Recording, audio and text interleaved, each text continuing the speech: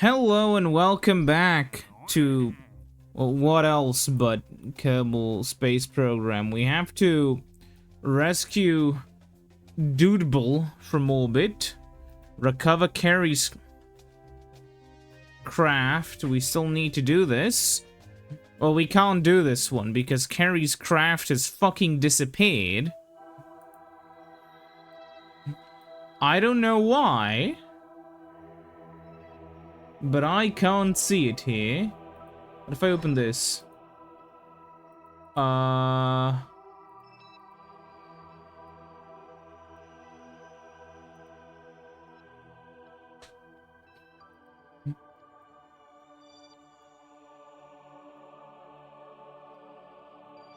Why is Saurus 3 up here?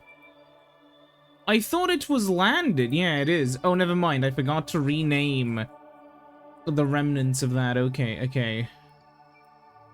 I'm gonna be honest, guys.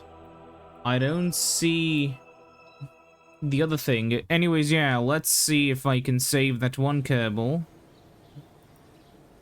I just have to save Dudebel Kerman and recover him on Kerbin. What can possibly go wrong? So, let's pull out the Gizmo 4D. No, it wasn't the Gizmo 4D. It was the Gizmo 4F, right? Yeah, it was. Okay. So we're gonna have the Gizmo, and we're just gonna be flying it into the sky. And I'm just gonna... We're packing a little bit too much fuel, but I don't care. We just need another Kerbal for cheap. And this is gonna be the way to get a Kerbal for cheap. So that is the derelict. So now we just time warp until he's... like this, I believe. Maybe I'm wrong, maybe I'm Oh, I packed 2 Kerbals. Should have not packed any. I do have another, actually, correction to make. I will put these lower. I will add 2 radial chutes. And you may be wondering why. Well, I'm gonna add a fly-by-wire avionics system. Because this is going to, basically make even this little shitty probe extremely performant. And, so with this method, we're gonna recover the capsule anyways, so we're not losing out on any control. We're actually gonna have way more control than what we maybe reasonably should have, as you can see here. Now I launched too early. Every single episode begins in the same way. I never learn. Funny story, though, the main reason why I've played a bit of Fallout New Vegas, I've recorded up to, the beginning of the Lonesome Road. However, the game kept crashing so much that I just decided to fuck it, and I gave up. I'm gonna get whatever, like, mods I need to get to stop the game from crashing, we'll see. I've never really installed mods for Bethesda games, though, so, yeah, I'm sorry. It's one of those funny things, in my opinion, where you have this happen so often with games where, like, I remember people are often like, you know, oh, it's, why does... Fuck. Oh, we're fine. Like, why does the game being a little bit broken affect you? Well, because it hurts the play experience, you know? It's one of those things where, you know, the kinds of things that are broken in a game heavily influences how much, you know, the bugs affect you. This is why I remember I made a video trying to talk about game bugs, but the video never really went anywhere. Because, I don't know, I just kind of give up on it. But the idea was I wanted to organize bugs in video games into some categories which would just make a lot more sense. But one important distinction I made at the time and I feel like a brilliant genius for making, is I specifically talked about the difference between because I made a tiered system, which was kind of where the video falls apart, because whenever you make a tiered system, you kind of have to elaborate on why the tiers are the way they are. And this is what I kind of struggled with, just finding more and more examples as the video ballooned, and then, you know, I stopped making the script. But, specifically a bug that I wanted to talk about, or I guess a bug difference, are like, you know, severity, the severity of a bug, you know? For instance, a bug where you have to reload the save file is, you know, when you have first of all like a visual bug, which doesn't matter. That's like, you know, part number 1 of the bug possibilities, you know. You run into a bug where something may look a little bit weird, blah, blah, blah, blah. But then there are other things, right? There's I know this is a thing in like Pokemon games or whatever, right? Sometimes in the older games, especially if you've played Gen 1, there are bugs like Missing No, and there are bugs which, you know, break the game in many ways. And while, you know, some of these bugs are kind of funny, they still, like, you know, damage the play experience of the game. Okay, we should be very close. Let's, see. 10 kilometers. Well, I'm gonna adjust that a little bit. Oh my god. Reselect the maneuver node. I'm gonna have to increase the scale because we're close. But yeah.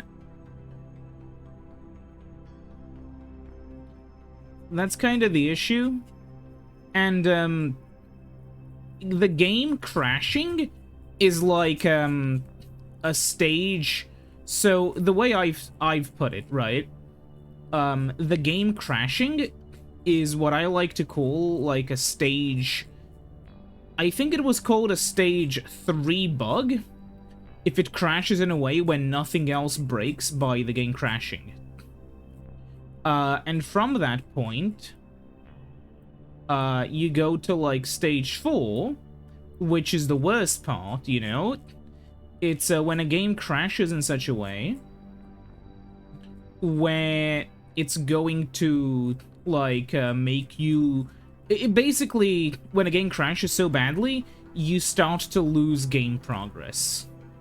And it makes sense why a game bug that, like, makes you lose game progress or breaks game progress in some way is, you know, the worst one. There are examples in, like, the PS2 GTA games where, like, in GTA San Andreas, you can sometimes have a little bug which just so happens to basically, like, break your save file in terms of, like, getting 100%. And, that's just kind of a thing which should never happen. And, it's just one of those things where I understand for some people these kinds of categorizations are, and for me as well, they're like a little bit arbitrary. But I think trying to categorize them based off of frustration and based off of, like, just generally how much it impacts stuff can really help you understand why a game has a specific sort of buggy reputation versus a game that's actually buggier, but people don't see it as such. A good example of that is actually, honestly, the Pokemon games. Because, for as much as people like to say the new Pokemon games are buggy, like, Scarlet and Violet especially had this sort of a reputation, but, I mean, the original games had some visual bugs, and, a memory leak issue in the beginning of the, like, in the game's release, which, to be clear, obviously, memory leaks fucking suck, especially on the Switch, which has, like, 4 gigs of RAM, but the point is, even though that was, you know, a problem, it's not as big of a problem as, oh, we missed him because I wasn't looking. I'm gonna just drive by him. I don't care. But yeah, like, the issue you kind of run into is the fact that so often within games, like, the way, like, people talk about bugs is a little bit weird. Because bugs are kind of... You know, there are two sides to it, basically, right? On one hand, you have bugs that are actually a problem, but you also have bugs that really...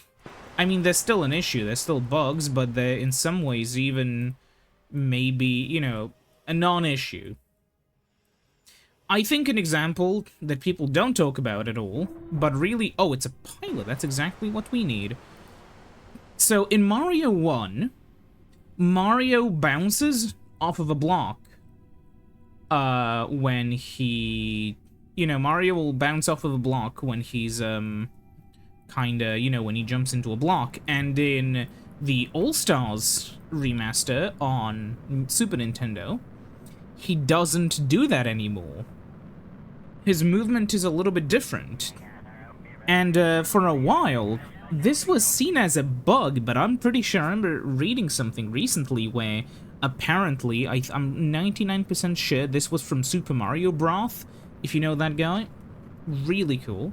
It turns out that it's very possible that this was actually the way the physics work in the remasters are actually the intended experience in the Super Nintendo versions. And the way you bounce off in the original was actually just a bug, which I find crazy. Anyways, the reason why I'm doing this is because I want to see if I can save these, just out of curiosity. So I'm gonna... I can look at my altitude from terrain at about 2 kilometers. I'm gonna activate the chutes. If it doesn't slow me down enough, I'm going to, Oh, it will. I just need to, hit recover at the right time before it tips over. Wait, if I... No, I'll just try to be quick.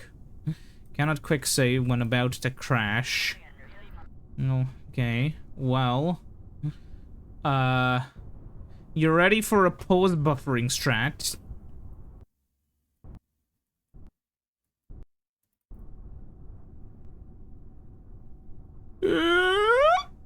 Okay, we're fine. How much money have we made off the recovery of the entire vessel? Let's actually see. Was this stupid stuff actually worth it, even? Well, I mean, we did lose quite a bit more fuel, but... Hey, we did get some money for getting the Terrier engine back, but look at how much money we got from the, nose cone. Yeah, look at this. 2.8k. Nowhere near as much as the thing actually costs, I think, but still. Anyways, yeah, we got an extra piece of science. There, you can see. Oh, never mind, we got all the funds back. Why do we get more? Oh, yeah, because it's 2 of them. Huh. What's interesting, though, is for the fuel tanks, Weird. Okay, we have 3 mil now. What are the contracts? Oh. Recover him on Kerbal. That's gonna be for way later. Recover Sigbal and Sigbal's scrap. Maybe later. Yeah, we're gonna do one more of these so we can have another crew. We can have another crew member.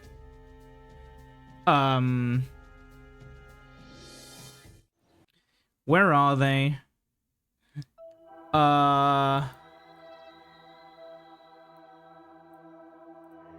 Oh. Well, we can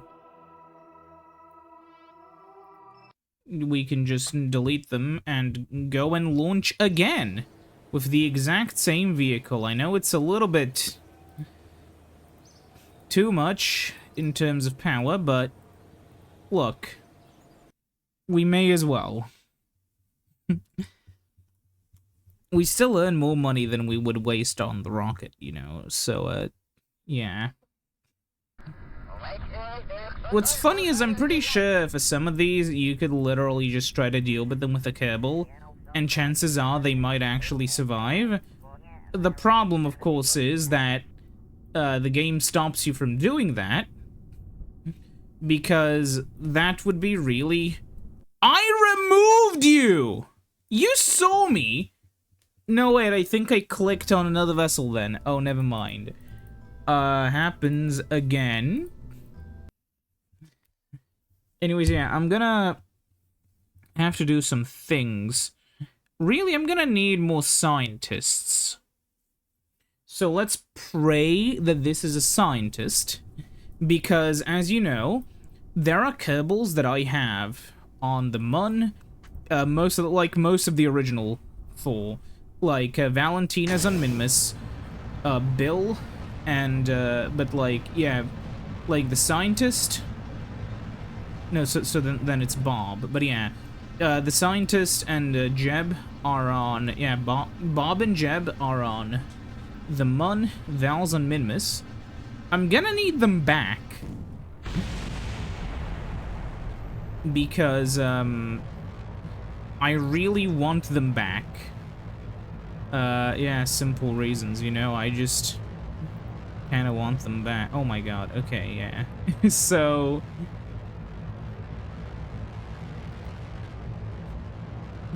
we're just going upwards.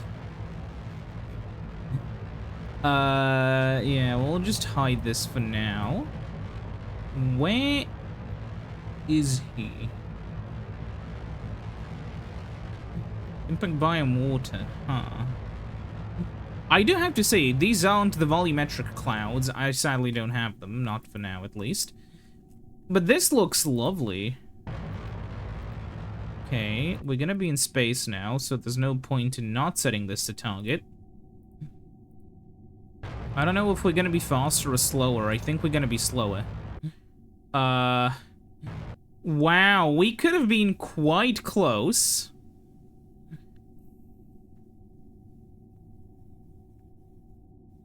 I need to get good at this, man. Okay. Okay, yeah, we're gonna be very close. But sadly, I'm gonna have to keep on burning. Oh yeah. Cause oh yeah, our inclination is incorrect. Huh. Okay, keep the angle.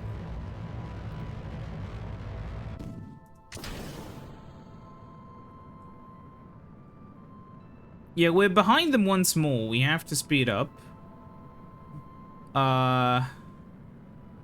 It's not an issue, is it? It shouldn't be. We're nearly there.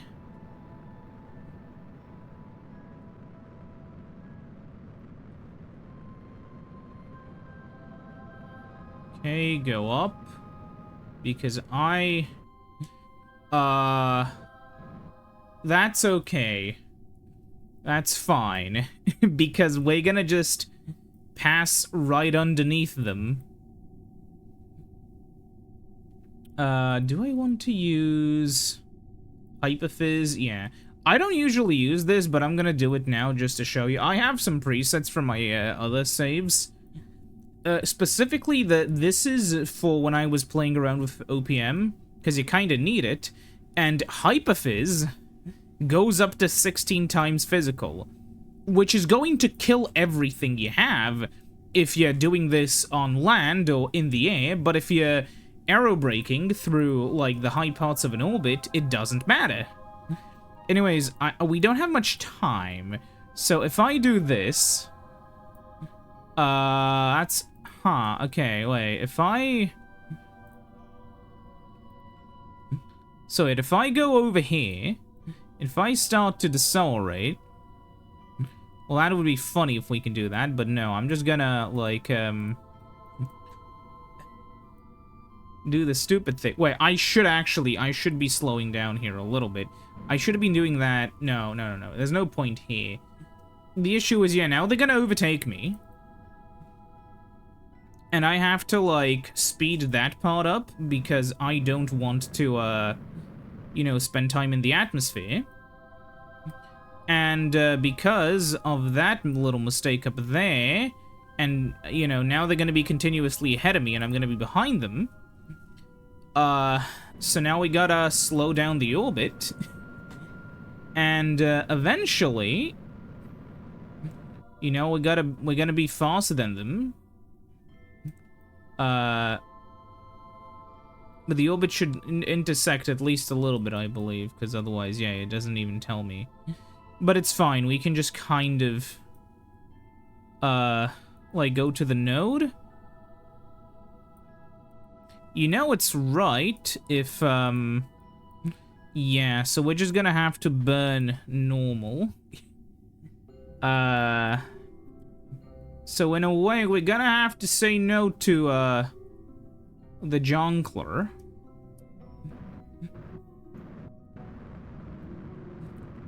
Because he is not normal. And we have to burn normal. Maybe the Jonkler is pro-burning normal, but not in the way we're doing it. Because we're heading towards the normal. I'm sorry. Anyways, we're gonna be catching up quite soon. As you can see, we're basically on the same plane. So if I accelerate a little bit, you can see we'll be a decent distance away. So let's do that. You know what? Fuck it, I'm gonna try to show you how this works without, yeah, maybe this is a good way to explain to you how, this works. Okay, so, one small target. As you can see, you just kind of have to figure out where they're gonna be. And figure out the best way to get to there. And this is why maneuver nodes are, like, useful. What you can basically do is, you see, we're aiming for the second intersect. All I want to do is oh, you can see we're right on the money. We're gonna basically be coming in at the exact same area where they would be.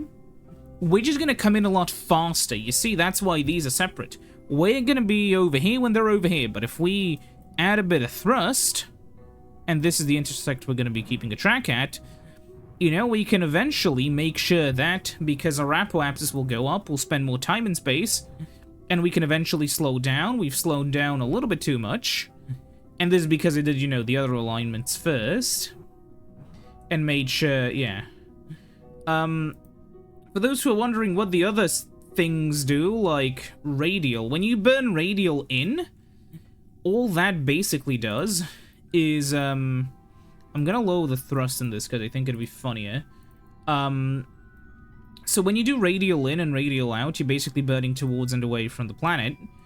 And, that basically is just, well, obviously a different kind of burn, but really the goal... Where is the distance again? It's over... No, wait. Yeah, okay, 120 meters, 110, 115, yeah, you can see...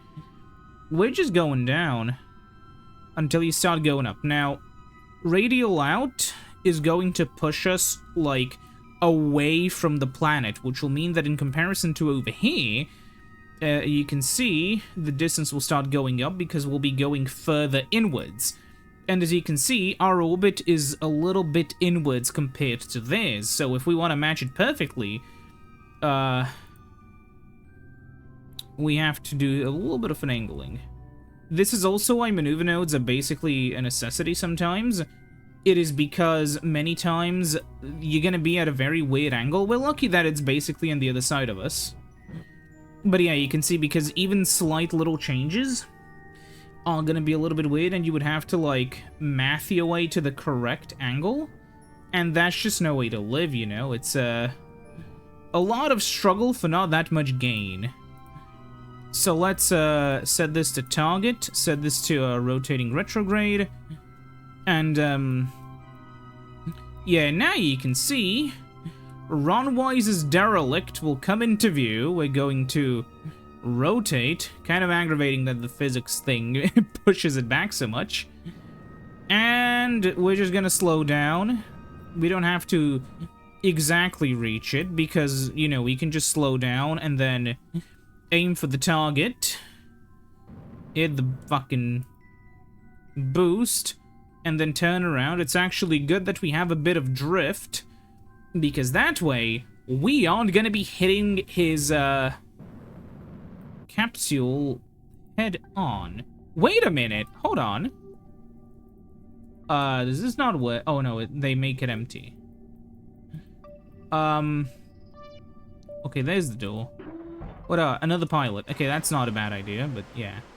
Damn, we could have used that for the moon, but I don't know why we didn't. I guess I'm just a fan of the normal rockets. Wake up. Okay, I'll do the same thing I did last time, but I'm gonna be landing in the water this time, just for funsies, I guess. Sure, let's land over there. And now. Yeah, we'll be fine. Imagine if we hit that piece of land down there.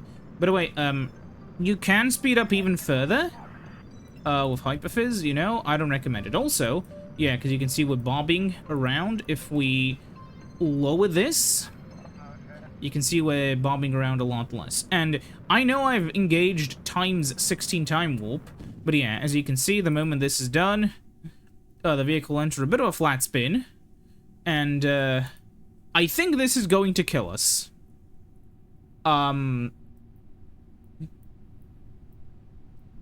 I think this is, yeah, where are the... These should be... Fuck, okay. Deploy mode, immediate, yeah. Uh-oh. Guys. There's a problem. Fucking... Yeah, oops. So,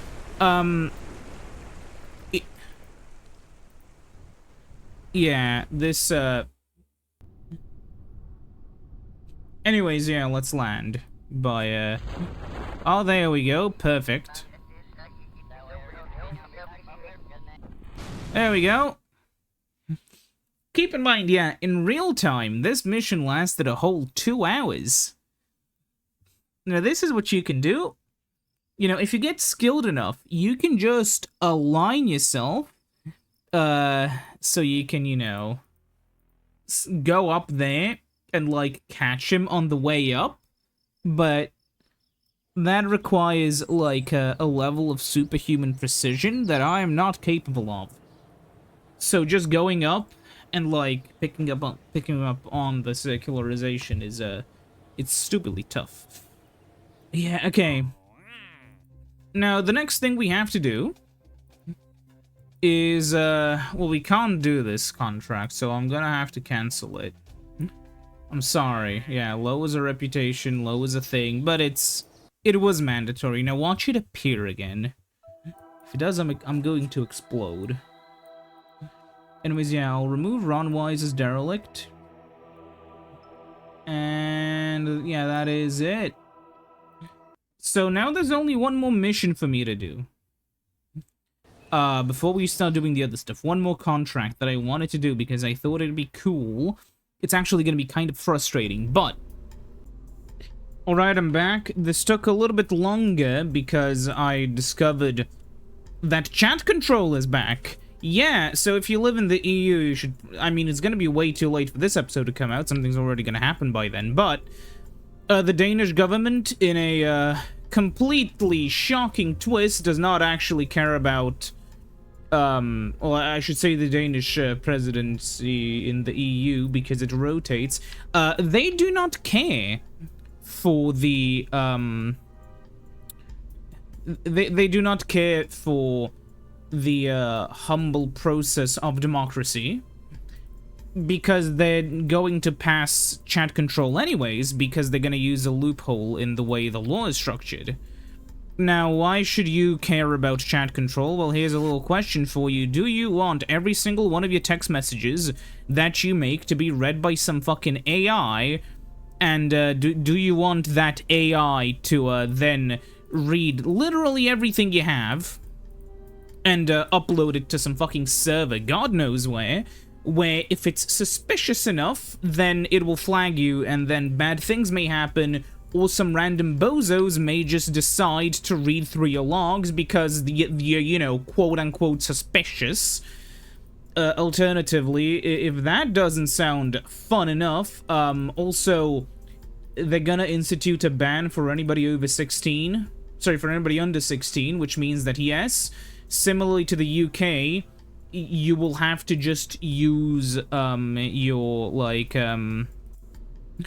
basically, you'll have to use your government ID to sign into everything, which is a bit of a problem considering there are a lot of websites which, for obvious reasons, people do not fucking want to give their ID to.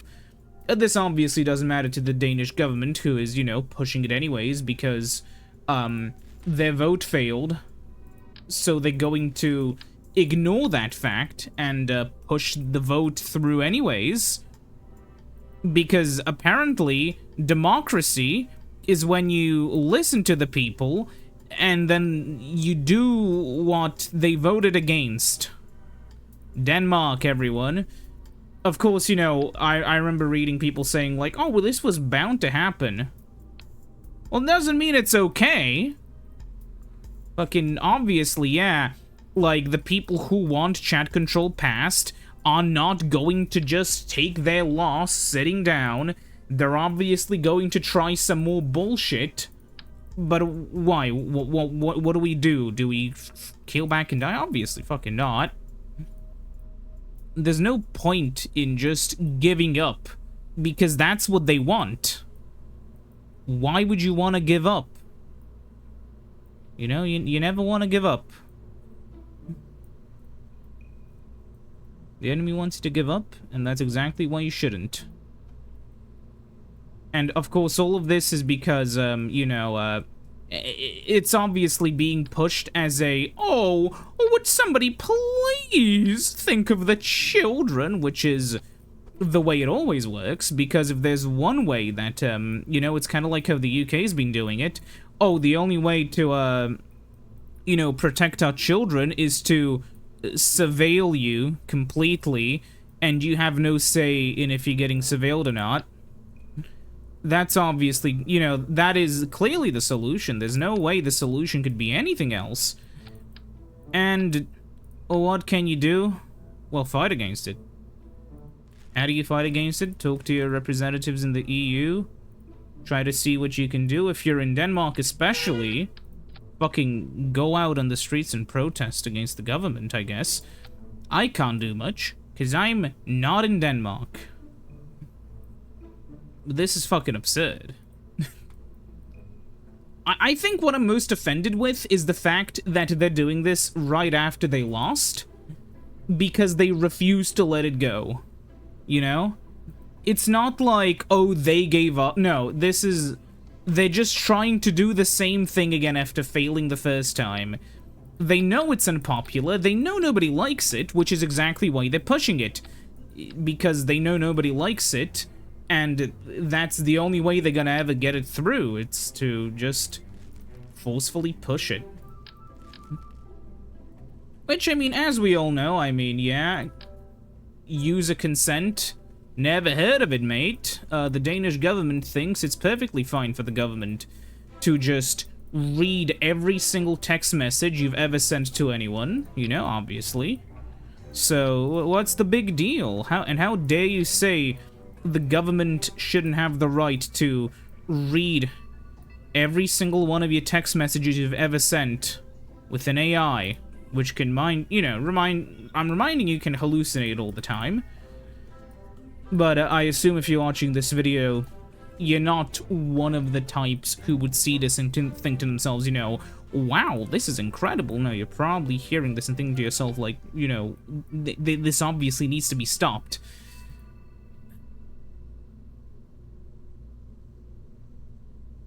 And then the question is, well, can it be stopped? I don't know. And that's kind of the worst part, which is, that this is something that is completely, like, the issue is, right? At least if this was something that the other parts of the, EU were for, you could say, wow, this is awful. I'm going to, well, this is awful. I can protest in my own country. But with the way this is done, your country had nothing to do with this.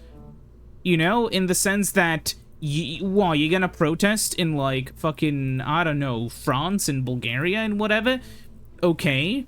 Well, the people who are doing this are the Danish. Their government's responsible. And you can't do that, can you? You can't... How do you protest the Danish government over here? Well, you're gonna take a plane ticket? Do you know how expensive that is, And, yeah. The only thing you can really do is sit at home and complain. And that's never gonna amount to anything, so... Yeah, I don't fucking know, man. And the funniest thing is how, this is all happening everywhere at the exact same time. Which isn't even slightly suspicious, that simultaneously the US wants to pass stupid, surveillance laws with AI, that simultaneously the UK has passed them, and that now the EU is trying to pass them. Why? I don't know. And it's probably just because they need an excuse of some kind, and, after, like, because there are always parts of the government who want to control literally everything, and parts of the government that don't. And, recently, with everything that's been happening in the world, the excuse has been found, and because the excuse has been found, well, what happens next is they're going to try to capitalize on the excuse, and that's why we're in the situation we're at. So, yeah.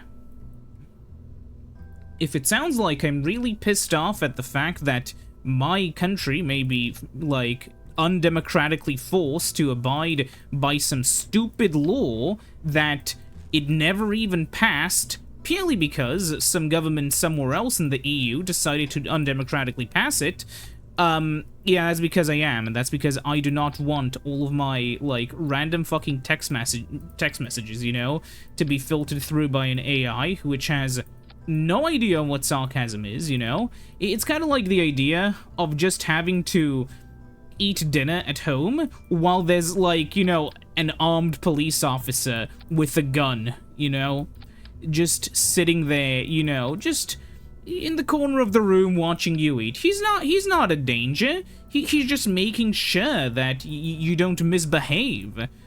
And, like, you wouldn't misbehave, would you? No, that's why, he's just there for your protection. Imagine if somebody broke into your house, they could hurt you. He's obviously there to ward them off, It's just the way it is, I guess, No longer do we need to worry about such silly things as, having, civil protections, obviously. Is AI to blame for this? Definitely, obviously, Because previously, you could propose this, and there was the issue of, there was just the issue of, fucking, how are you going to do this, The means for this weren't really there. But with AI, now it's way easier to just surveil literally everything. Hence why they're doing it now and not, a long time ago. Anyways, yeah. What's also frustrating is that this is basically giving the go-ahead to, like, reactionary parties all across the EU. to basically, you know, push their anti-EU propaganda, which is, in some respects, I feel like this is being... I mean, if I was trying to sink the EU, if I was trying to find a way to radicalize a large amount of people against the European Union, I would also probably try to push a blatant violation of democratic principles for literally no other reason than mass surveillance. Which does put that kind of into question, you know? Ooh, is that why they're doing this? Almost certainly not. You know, it's not a conspiracy theory, it's just people who want complete control of your life trying to get complete control of your life.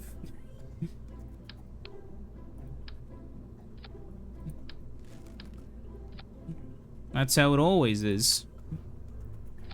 It's not really, you know, it's people like to always, you know, reduce ad conspirium or whatever the, like, reducto ad conspirium or whatever the fuck you would call it, where, like, no matter what happens, it's a conspiracy. No, it's 99 times out of 100, it is literally just, you know, they want, you know, more, like, the state wants more control, or at least people in the state.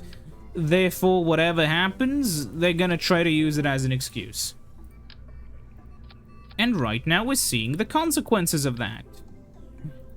I know it's like, you know, some channels would just sweep that under the rug, but I am mad and I don't care. For the simple reason that, I have something called, what is the term for it again? Oh yeah, I have a spine. And my spine prevents me from just kind of accepting when, you know, this kind of blatant bullshit happens. Oh, the way I did this was really stupid, because I could have just had, like, yeah, whatever. Yeah, so we need a second port that we can attach the, yeah, like this, because I want to attach, like, a second thing to it. And just in case I'll ever attach, like, another thing, I am just going to add a few of these over here. I know I'm never gonna use them, but, you know, I don't want to be in a situation where I do need to use them and they're not there. So, yeah. Obviously, with robotics, they're a little bit finicky, so you want to do a test with them before you send them into space. So here it is. It has more than enough fuel and TWR to land. So I'm gonna do what I do always, which is, you know, auto-strut this. This is already auto-strutted, okay. Then I'm gonna take this. I'm gonna rotate this by, you know, 180 degrees. Sorry, no, not yet. I'm gonna enable you. I'm gonna aim for the center. Yeah, that's basically it. Oops. Is this the center? I think so. Yeah. Yeah, it is. Okay. So then we, you know, move this down to over here. Then behind it, we'll place, I'll put a big one, just in case. And then we'll, you know, add the, little struts connecting it to this. Then we add the 2.5 meter payload fairing. And there we go. It, just about fits, which I do find kind of funny. Wait, I'm gonna... I don't know if this affects it at all, yeah, but if I do this, maybe it's gonna give me better aerodynamics. I don't know how it calculates it. Then I'm just gonna, do a quick little test by just launching it like this. So I can see if when it, you know, when it starts functioning, if it's actually gonna function.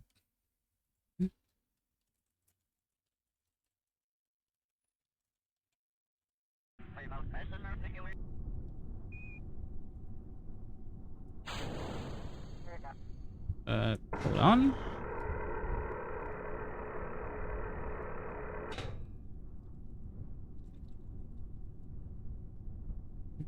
Okay, so if I do this now, you know, obviously, yeah, sure, whatever. Then if I do this, obviously we'll detach this. Okay. Now... Okay. Huh.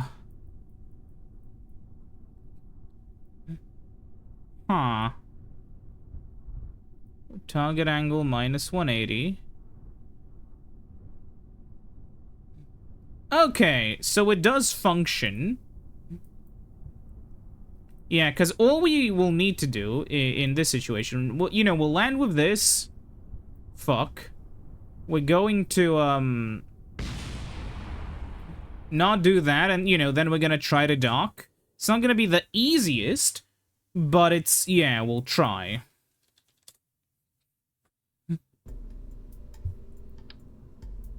Oops.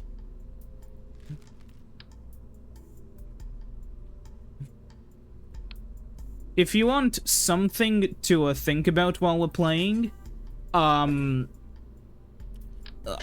want you to internalize the idea that, the current state the world is in is pretty damn temporary and unproven. Because believe it or not, if there's one thing world governments do not like, it's the idea of not controlling literally everything you do. For a while, this wasn't an issue because you would see every newspaper, you would see every single, you know, thing that was being published and you could act on it. However, as you can see with the internet, you can't control that. And that's where the issue is. Now, what's funny is, from a sort of layman's perspective, well, the EU isn't, you know... The EU isn't totalitarian. Why would they want, like, this kind of control if they don't intend to ever use it? Which then, you know, obviously, as with the way I've structured this question, will, give you the question of, wait, when would they plan to even use this?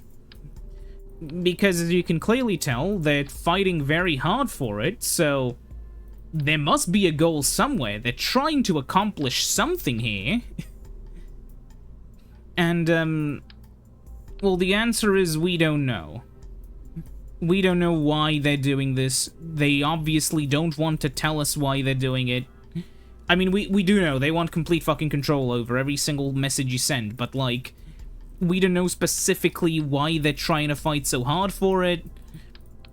But, you know, there are some pretty good educated guesses why, you know, just the general sort of control freakishness of every government ever.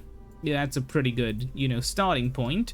But then you get to the other stuff, like, you know, just, the issue is, right, the EU itself is in a weird position because it's not really meant to push, stuff like this, you know? For the simple reason that, a lot of countries don't want this. But keep in mind, this is being pushed by Denmark, which is trying to undemocratically do something that probably wouldn't pass in Denmark or in any other country if it was actually voted on by that country. But that's why they're doing it through the EU. They realized this is the best way to do it. The best way to put everybody under fucking, you know, total surveillance is to just try to make all of them, you know, just to do this. There you go. Are you happy? Because this is going to happen unless people do something about it. And with the way things are going, I wouldn't put my bets. And then the questions are, how are the punishments gonna be handed out for, you know, people who are violating this? Because that's, you know, obviously the big question.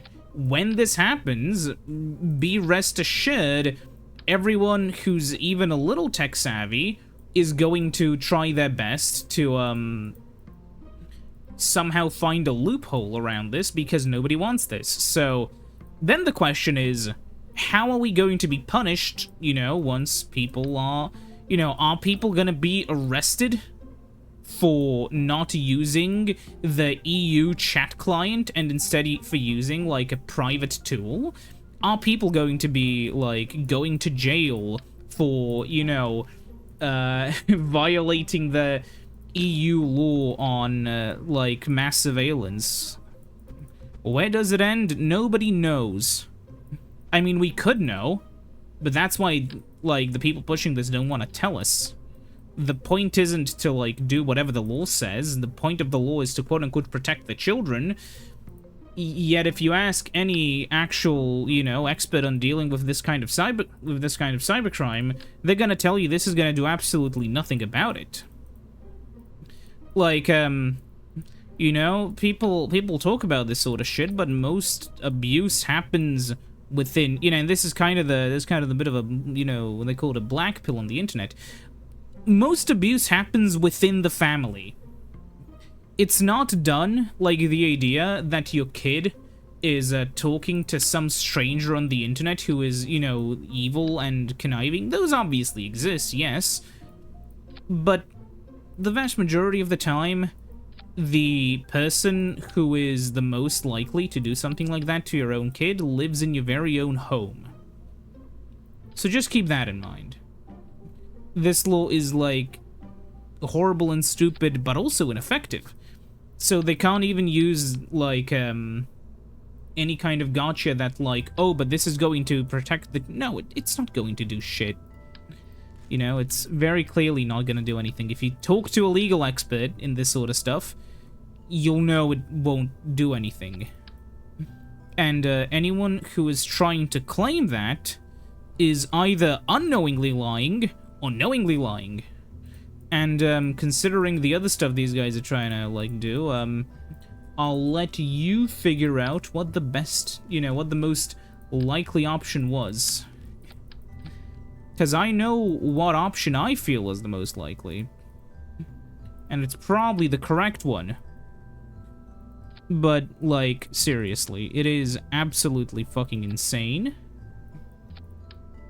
And, like, shit like this is where the EU could genuinely, like, collapse.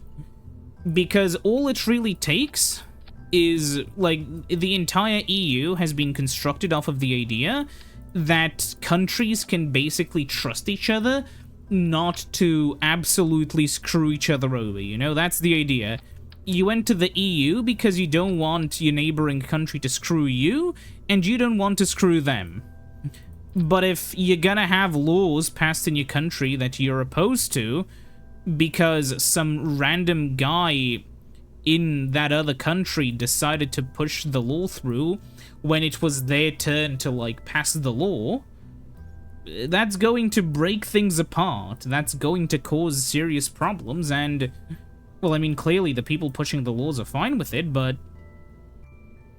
are you fine with it? Do you want this to happen to you? I hope not.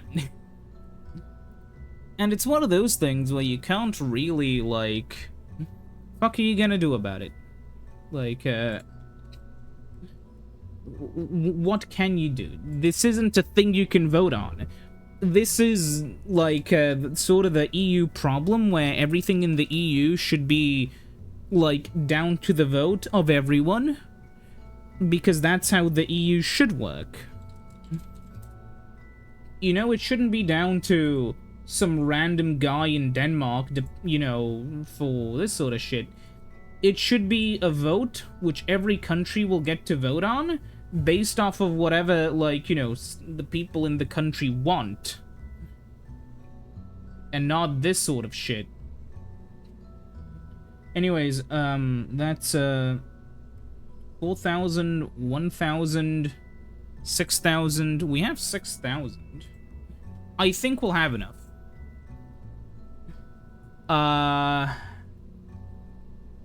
Yeah, we will be maybe a little bit cutting it close. How much of Delta V do we have without these? 1.22. If I add another tank, will that function still? Yes, it will. And,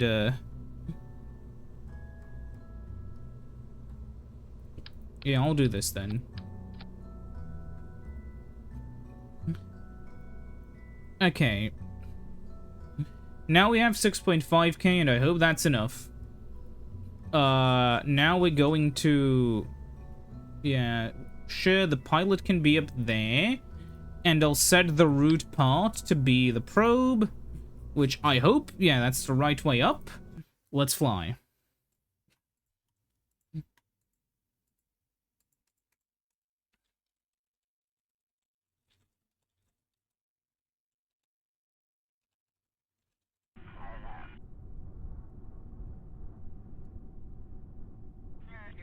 And, you know, I said this before, but I just have to reiterate how fucking absurd it is. That, you can just have laws passed with no vote. You know, like, you can just pass things and nobody can say no in, like, a union of over 500 million people. Not one person who actually lives there is allowed to say anything about it. It's insane. It should be illegal. And we're probably going to see some far larger legal questions, and if this gets passed, get ready to see a lot more anti-EU sentiment, because if the EU is going to do this kind of stuff, then maybe, you know, maybe the skeptics would have been right. Maybe it turns out that, you know, the problem with the EU is that if, you know, the wrong people get in power, there are no mechanisms to stop them from doing the shit they're doing right now. And, you know, you're seeing the same thing people are seeing in the US, where the president has just the power to ignore the court. And if a significant part of the government, you know, is in support of him doing illegal things, you know, the entire house of cards falls apart. And you can't do anything to stop them. Who could have possibly seen this coming? Well, there was this one guy. You may have heard of him. Jojo! No, but seriously, like... At some point, you look at this stuff and you think to yourself, you know, what was 1984 about? And you realize that 1984 wasn't actually, like, about the, specific... You know, 1984 was to explore... The point of it was... Maybe I'm stupid, maybe I am an idiot, but... From my understanding, the entire point of it was to show the kind of world that, you know, you could be living in. Obviously, you know, it's not literally 1984, because literally 1984 would, you know, sort of mandate a lot more stuff that very obviously isn't happening. One very big part of 1984 was rewriting history. Things which do happen in authoritarian regimes quite often, because obviously, you know, if the truth is, if the truth is problematic to the regime will change the truth to something a little bit more comfortable for them. And, has that happened? Obviously not, and will that happen? Probably not. However, the entirety of 1984 does not in fact have to happen in order for, like, you to rightfully say, you know, things are happening that are Orwellian. And you're seeing this in the UK, you're seeing this in, you know, Europe, you're seeing this in the US. You aren't seeing this in Russia or China because it's already happened for this, you know, that's, so if anything, we're kind of falling to their level, which, if you think about it, like, you think of China and you're like, well, there's still a lot of Chinese influences. There's still, you do not know what's happening in China. And will it be that bad? Probably not on an EU level. You know, I think this is an important thing to note. Like, on an EU level, chances are, all of the things we're seeing now aren't gonna have an impact. You aren't gonna have the EU police break down your door because, you were critical of Lord Europe, you know? We have phantom forces acting on a vehicle, and this is going to cause problems. Anyways, yeah, the problem isn't the EU itself. The problem is, the fact that almost, you know, definitely there are countries which are, let's just say, going to use the, laws passed for, other reasons. Because to be clear, in an ideal world, you know, where this would only be used to catch, you know, the thing that they're saying it would catch, would this be bad? Well, no, not really. However, think about what else, you know, what else this will have knock-on effects for. Like, people don't think about it, but, like, think about how many people, especially in, like, the eastern parts of the EU, for instance, pirates. Does this mean that a lot of these people are just gonna be completely locked out of things they've been doing for ages and ages and ages? Oh yeah, by the way, I forgot to bring any antenna with me. That's fine. We have them on the main base. You know, does this mean that, all of, like, you know, that's gonna change? Does that mean, you know, other stuff's gonna change? Nobody fucking knows. And, that's sort of the magic behind the way, you know, this is done. The point is that nobody can know. Because if nobody even knows, you know, what you're doing, how are they gonna stop you from doing it? And, I remember, like, it's kind of funny because on one hand, like, it's this sort of thing where nobody wants to actually be a political, you know, channel or whatever, right? You just kind of, well, I guess nobody who... Shit, we are going to crash into the fucking planet. Hold on.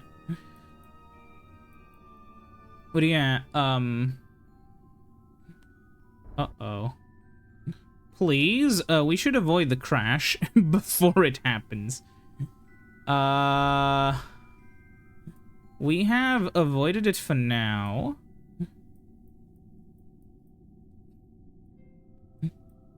Where is Saurus 1?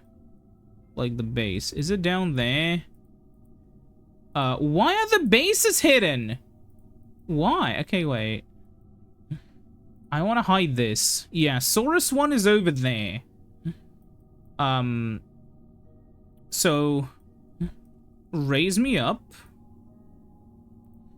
Then I'm gonna turn prograde and get into... Oh my... I was promised I wouldn't crash into anything. Liar. I may have screwed myself royally here. Where do I respawn? Oh.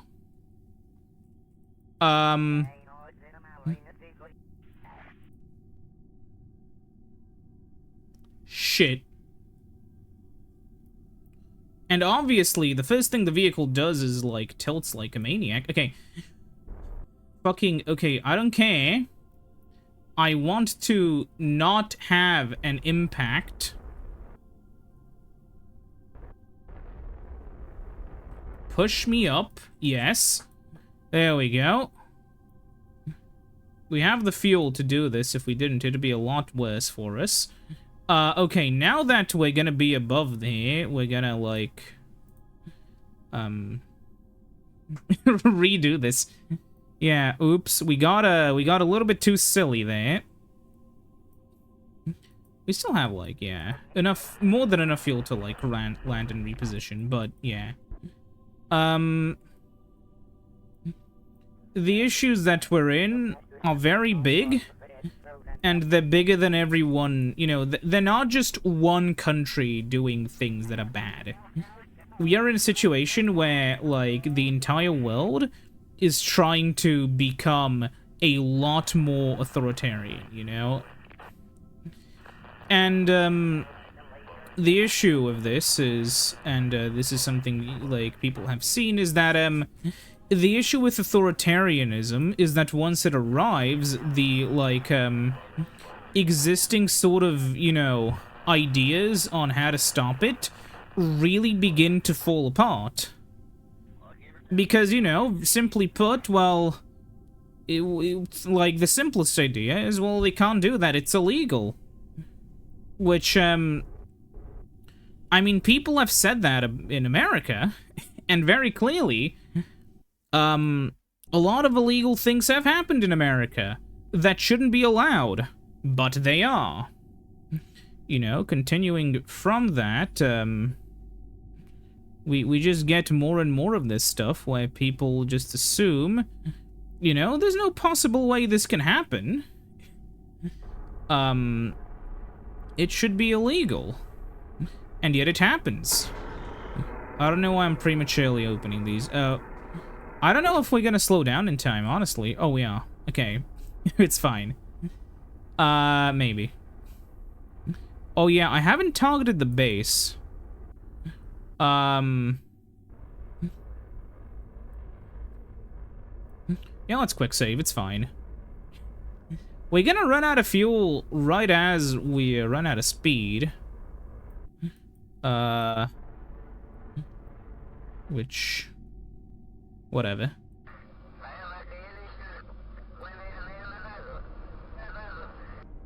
Okay, we're gonna use this up and, detach. Okay, this is gonna be a little bit difficult because we're still hooked back here. Undock. Switch to the correct vehicle. Now we're in a bit of a pickle. Command control from here. I think we already are. We are spinning uncontrollably. That's a problem.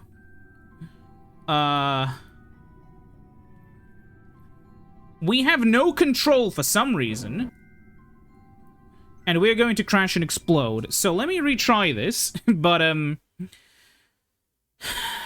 try to do something else because it seems the vehicle just doesn't... The vehicle was just not cooperating with me for some reason. So,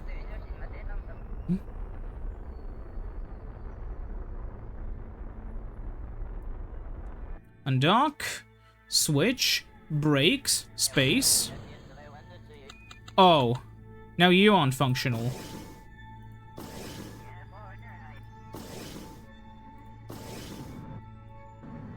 Come on. Oh. That's why. Okay, we're just gonna land first. Then we're gonna bother trying to... This thing is impossible to fly from. Okay, I need to remember to fly like this. Okay, that explains a lot more, honestly. And now we're spinning again. Can I? No, okay. We just have to land and hope for the best. Nope. Okay, there's no collision in that rock. Oh, we're gonna collide and explode. Yes. But while we're here, where is the other vessel? The other vessel is all the way up there. So let's reload the last quick save, which I haven't done in a while. And we'll try to land there.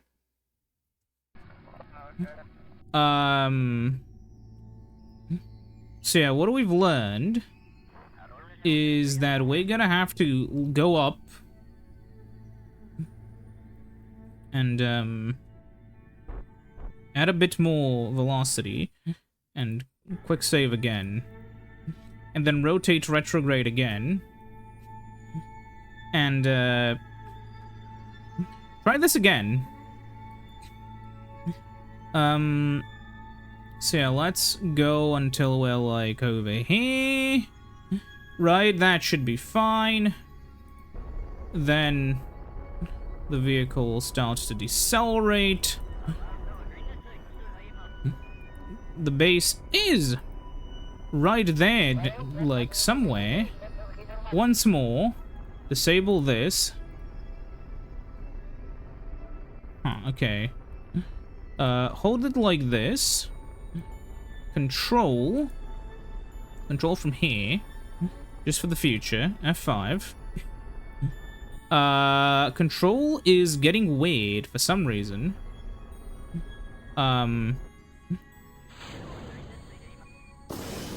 For fuck's sake. Undock.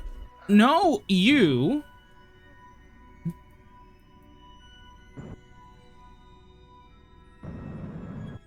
Okay. It's fine. We're very close. But I want to just land once. And then we're gonna... Oh, I'm coming in way too fast. Shit. We're gonna explode, right? Yeah. And it's not going... Okay, now brakes engage.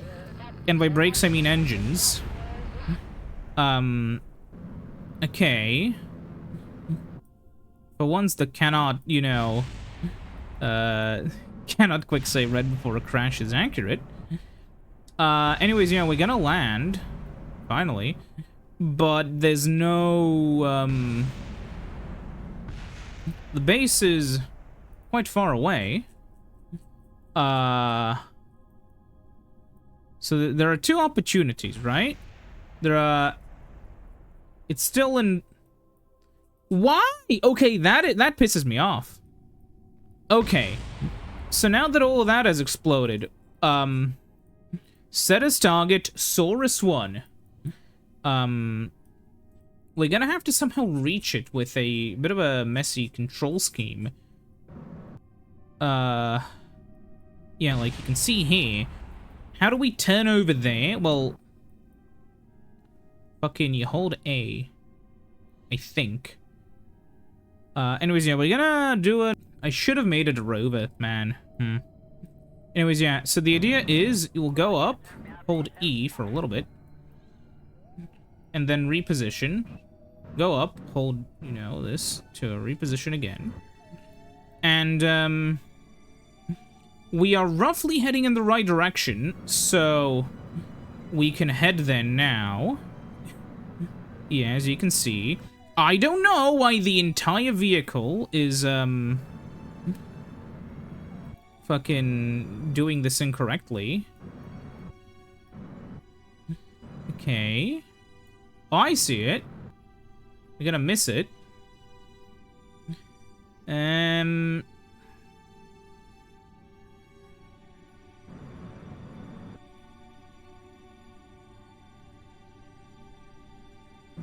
Okay, please. It's just... Okay, yeah, cannot...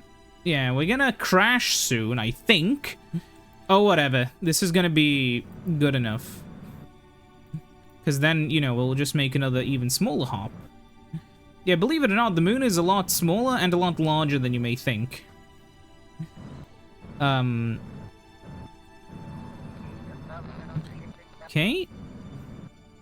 Come on. Easy does it. Ooh, fuck. Okay, we've done it again. I messed up. It's fine.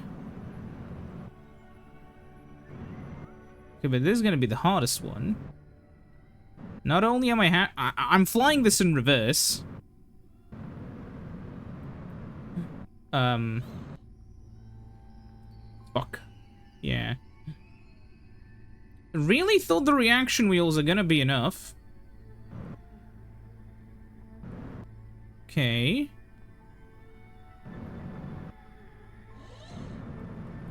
We're fucked. Oh! Nothing exploded! Okay. So then, we're gonna have to do this again. So we can walk towards the base. This is why I packed so much fuel. I just kind of knew that, like, I wanted to, before I land, pack about 1 kilometer's worth. Because, I kind of have a little bit of experience with this. This is why every single piece of the equipment that I make has, especially when they get big, has some kind of road wheels before I can put it into position, is because using thrusters will result in you having to do some very stupid stuff. Just keep in mind, this surface is not level, so I'm gonna actually have to, like, limit thrust on those guys so that we're pushed in this direction. Anyways, yeah, and then we can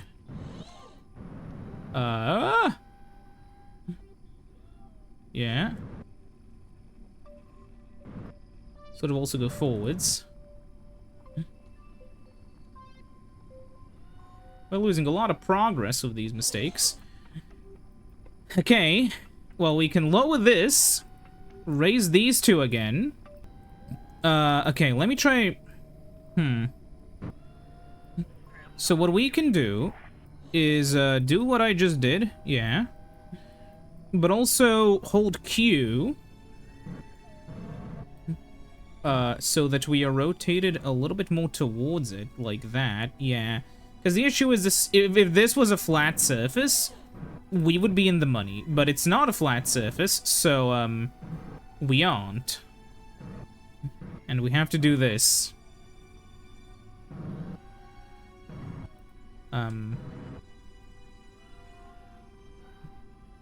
Fuck. We're close. Just gotta carefully navigate it. Yeah, this is first try, baby. First try. Come on. Yeah, it's gonna be more than enough. Okay. Now that I've done this... by the way, there's a pretty big risk that when I connect all of this, then leave and come back, it will all explode and be ruined. So soon after this is connected, to get the thing, I'm going to disconnect it. Because, robotics, when the vessel is, like, unloaded and loaded back in, can be very, problematic. If that's not concerning, I don't know what is. Anyways, yeah, then once more, we will lower this guy to 0, and then... just kinda... yes. Okay, we're nearly there. Yes. We're actually shorter, which makes kind of a bit of sense. Anyways, now that we're here comes the important part. First of all, there's gonna fly out somewhere. Now this is actually going to function. That's good. We have to make sure it's accurate, though. Like, shit, we need to lower the traverse rate and lower the dampening. Because it is so... like, the servo is so powerful, it is rotating the entire base with it. Then for you, I'm gonna make you target a slightly higher angle. Extend. How much are you extending by? Not that much, actually, huh?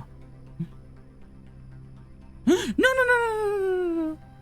Okay. Yeah, we have to target a bit of a higher angle. We can't let it extend too far, otherwise, yeah, well, look, this is the maximum extension, keep in mind. Okay, so then... come on. Okay, just tiny bit less. Yeah! Uh-oh. Brakes. He should settle. Come on. Come on, baby, do it! Yeah! Baby, okay. This is extremely unsafe, as you can see. So now that that's done, we're going to undock this. And we're just gonna, like, you know, unlock you.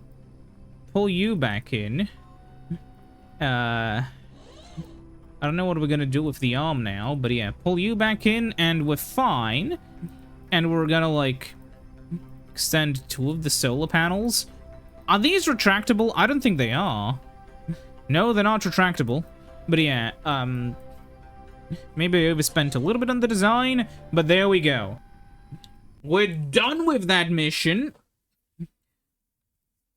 Honestly, I could just plant it on top, but that sounds stupid and even less safe, so I won't. Anyways, shockingly, when we come back, we have some more money. How much money did I even get from the contract? Yeah, the only one we have is to explore Eve. How much did we even get?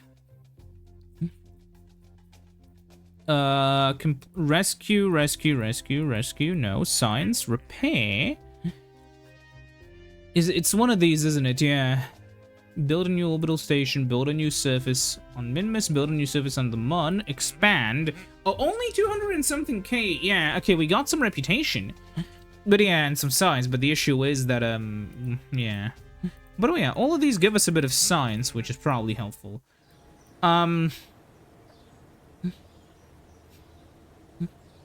So what do we do next? Let's see, if I do this, yeah, I'll have unlimited Kerbals. If I do this, I can have, yeah. And if I do this, But what do we actually need? How many Kerbals do we have? Active Kerbals, 13. Because we saved one. Yeah, I think we need the upgrade. Anyways, yeah. I guess we'll have to make a vessel which goes to Eve, enters orbit, and comes back. We'll see. See you then when we do that, when I'll actually make a vessel that's functional with, well, we'll have to return it anyways, right? Yeah, return to Kerbal. So we don't actually... Yeah, we don't actually have to... I'll still just transmit the data, because then I'll only have to carry, like, a few... Yeah, we'll only have to carry 2 of the modules, whatever. See ya when I do that next time. Goodbye.